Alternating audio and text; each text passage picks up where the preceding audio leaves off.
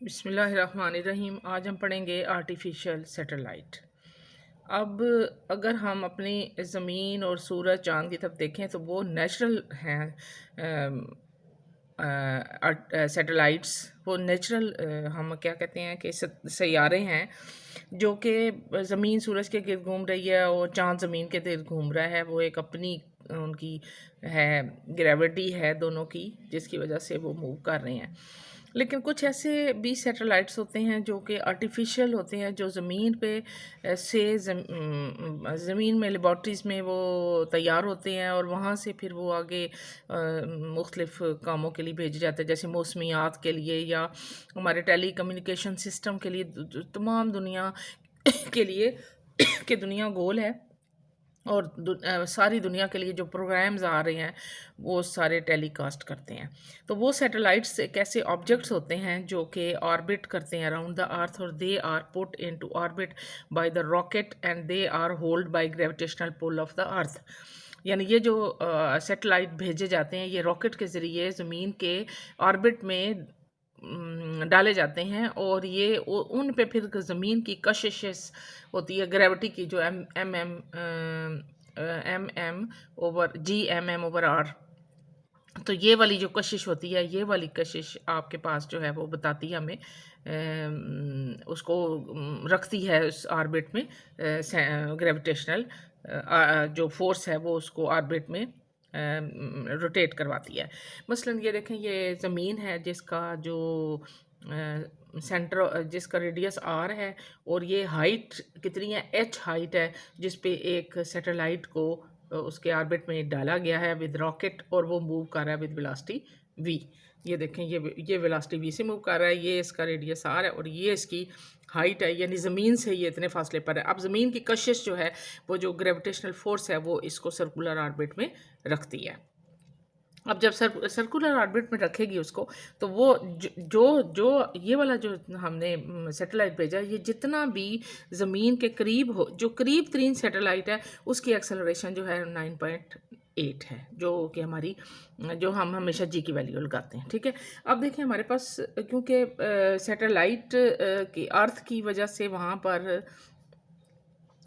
कशिश की वजह से जो है वो सर्कुलर ऑर्बिट में मूव कर रहा है। वो जो ग्रेविटेशनल फोर्स है यानी वेट है, जो वो हमारा क्या करेगा, वो इसको सर्कुलर ऑर्बिट में उसको रखेगा। मसलन ये देखें, ये हमारे, ये मैंने यहाँ से ये M G is equal to M V square over R, यहाँ से मैंने वी निकाला है। ये देखें, इसने वी डायरेक्ट निकाला हुआ है। V is equal to G R, V is orbital velocity of the satellite, यानी सैटेलाइट जिस वेलोसिटी से ज़मीन के गिर्द घूम रहा है। अब ये सेट वी जो है वो हमने कैलकुलेट किया, तो ये 7.9 किलोमीटर पर सेकेंड। ठीक है, अब वो मिनिमम टाइम, अब हम इसका टाइम पीरियड निकालेंगे। टाइम पीरियड क्या होता है, time taken to complete one round trip, यानी यहाँ ये ज़मीन से, यहाँ से अगर स्टार्ट हुआ, ये पूरा चक्कर लगा के, यानी यहाँ से 0 से 2πr तक ये पूरा एक चक्कर लगाएगा, वो हमारा क्या होगा, उसका डिस्टेंस होगा जो उसने कवर किया है, और उसका हम टाइम पीरियड निकालेंगे 2πr ओवर वी, और ये टाइम पीरियड 84 मिनट्स हैं। यानी 84 मिनट्स में कोई भी सैटेलाइट ज़मीन के गिर्द पूरा एक चक्कर जो है वो कंप्लीट करता है। Satellite orbiting near the earth would have the velocity, जो सैटेलाइट ज़मीन के गिर्द मूव कर रहा है उसकी वेलोसिटी क्या है, 7.9, और 84 मिनट्स वो लगाता है एक चक्कर लगाने में। ठीक है, अब वो डिस्टेंस एच पे है, but gravitational acceleration decreases inversely as will the time interval to complete one revolution around the earth. Close orbiting satellite are at 400 kilometre height. अब ये जो हाइट है, ये हाइट है उसकी, कि इतने हाइट पे, ये देखें ये हाइट है, इतने हाइट पे सैटेलाइट को भेजा गया है। अब वो कह रहा है कि जो ज़मीन के करीब करीब ऑर्बिट्स हैं, उस पे जो सैटेलाइट होते हैं वो कितनी हाइट पे हैं, उसके लिए एच की वैल्यू जो है वो क्या है, 400 किलोमीटर। और सेट ऑफ 24 सैटेलाइट जो हैं टोटल जो है वो ज़मीन के गिर्द मुख्तलिफ ऑर्बिट में डाले गए हैं, और ये हमें इंफॉर्मेशन देते हैं। Satellite is not falling towards the earth. अब सैटेलाइट जो हैं वो ऑर्बिट में घूम रहे हैं, लेकिन वो ज़मीन की तरफ नहीं गिरते। क्यों? It is revolving around the earth in circular orbit the speed keeps the distance of satellite from the centre of the earth constant. ये जो इसकी स्पीड ये वाली होती है, ये स्पीड जो होती है ये इस डिस्टेंस को कांस्टेंट रखती है।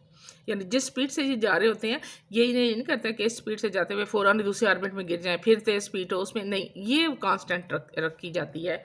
और वो ऐसे जो हम सैटेलाइट जो बनते हैं, वो जो रॉकेट के ज़रिए भेजे जाते हैं, उनकी स्पीड कांस्टेंट रखी जाती है। इस स्पीड कांस्टेंट की वजह से देखिए ना, एक कांस्टेंट की आपने देखा होगा वो जो एक होता है ना, बाज़ार से खिलौना भी मिलता है कि भूल भुलैया, वो उसमें एक डब्बी सी होती है जिसमें गोल सा रिंग होता है और उसमें एक मोती होता है। आप उसको घुमाएं, वो मोती उसी में एक ख़ास आप उससे घुमाते हैं तो वो मोती उसी में ही वो रहता है। अगर आप उसको थोड़ा सा मूवमेंट करते हैं तो वो जो दरमियान में उसका हर्डर ख़त्म हुआ हुआ था, जो दरमियान में छोटे छोटे ब्रेक होते हैं, उसके अंदर मोती गिरने की कोशिश करता है।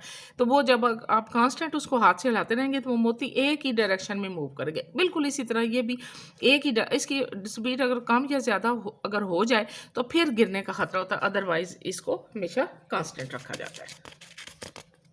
उसके बाद है जी, हम जो है पढ़ेंगे कि रियल वेट क्या होता है और अपीरेंट वेट क्या होता है। रियल वेट क्या होता है? ग्रेविटेशनल पुल ऑफ अर्थ, हम ज़मीन पे खड़े हुए हैं, हमारा वेट है mg, वो हमारा कौन सा है? रियल वेट है।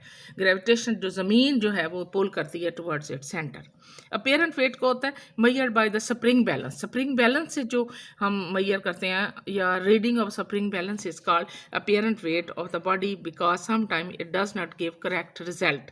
बाज़ का ये करेक्ट रिजल्ट जो है वो नहीं देता। ठीक है, अब हम इसको अपीरेंट वेट को हम इस तरह देख सकते हैं कि जैसे हम लिफ्ट में बैठते हैं या हम एस्केलेटर में हम बैठते हैं, तो वो कहता है कि consider the object used in spring balance से। अगर ये देखें, ये एक वो लिफ्ट है जिसके अंदर कोई बॉडी खड़ी है और उसके साथ हम फिज़िकल जो बैलेंस लगाया हुआ है, तो ये बॉडी कभी तो ऊपर की तरफ जाएगी और कभी ये नीचे की तरफ जाएगी। लिफ्ट ज़ाहिर है कभी ऊपर की तरफ जाती है, कभी नीचे की तरफ जाती है। तो वो कहता है कि which is attach to the ceiling of the lift, the reading on the spring balance represent the tension in the string. और इसको हम किससे रिप्रेजेंट करते हैं? टी से।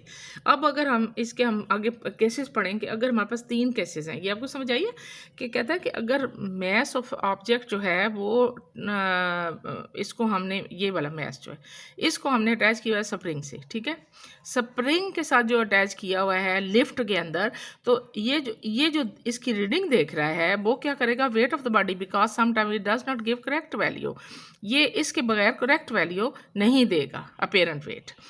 तो वो जो यहाँ पर ये वेट नीचे की तरफ है और ये जो है ये क्या है? इसकी टेंशन है। अब अगर हमारे पास ये लिफ्ट जो है ऊपर की तरफ मूव कर रही है तो इसका मतलब है tension is greater than W. लेकिन अगर ये नीचे की तरफ मूव कर रही है तो उस वक्त W is greater than tension. उस वक्त हम डब्ल्यू माइनस टी करेंगे, और जब ये लिफ्ट ऊपर की तरफ जा रही है तो हम करेंगे टी माइनस डब्ल्यू।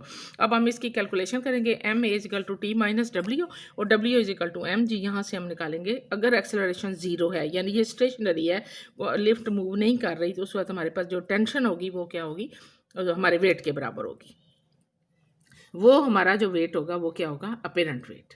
अब लिफ्ट जो है वो मूव कर रही है upward in direction in acceleration A, तो उस वक्त हमारे पास क्या होगा? क्योंकि ये ऊपर की तरफ मूव कर रही है तो टी बड़ा है, तो टी माइनस डब्ल्यू हम इक्वेशन करेंगे, apparent weight is more than its real weight by the moment M A. अब जो अपीरेंट वेट उसका आएगा, जो वेट हम डब्ल्यू निकालेंगे वो जो है वो ग्रेटर होगा उसके अपने वेट से। ठीक है, इसी तरह जो लिफ्ट डाउनवर्ड जा रही है तो उस वक्त अपीरेंट वेट जो होगा वो लेस देन होगा, ये देखें, लेस टी माइनस टी, तो उस वक्त आपके पास वेट जो है वो लेस देन रियल वेट होगा। और लिफ्ट अगर अचानक टूट जाए और वो गिर जाए तो उस वक्त क्या होगा? ए इज इक्वल टू जी के बराबर, तो हमारे पास जो है वैल्यू क्या आ जाएगी? एम जी कैंसिल हो गया, नो टेंशन होगी। Apparent weight of the object is 0, उस वक्त अपीरेंट वेट क्या हो जाएगा? 0 हो जाएगा।